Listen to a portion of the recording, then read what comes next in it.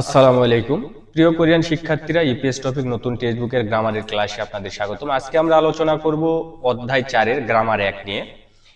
এখানে দেখেন লিখে রাখছি আমি আইও অয়ো, এগুলা মূলত আইও অয়ো এগুলা সেন্টেন্স শেষ করতে ব্যবহার করা হয়।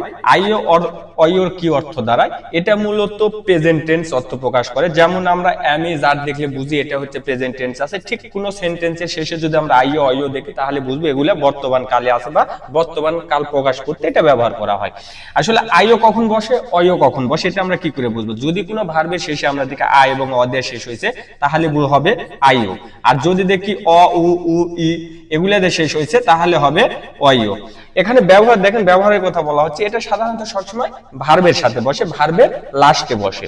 উদাহরণ হিসাবে এখানে দেখেন দেওয়া আছে, বলা হচ্ছে ঝনুন ফাবুল মগইও। এখানে যে ফাবুল মগদা, এটা মানে মগ মানে খাওয়া, এখানে সর্বর্ণ কি দিয়ে শেষ হয়েছে? অ দিয়ে, কিন্তু সর্বর্ণ আছে অ, যার কারণে এখানে হয়েছে অয়ো, যে ফাবুল মগইও আমি ভাত খাই, বর্তমানে এটা বোঝাচ্ছে, মানে রানিং আছে। তারপর এখানে বলছে ঝনুন বলা হচ্ছে হাক্কিওকে খাইও। হাগ্যকে এটা কোচিং বলছে, হাগ্যকে খাদা, খাদা মানে কি যাও, এখানে কি দিয়ে শেষ হয়েছে?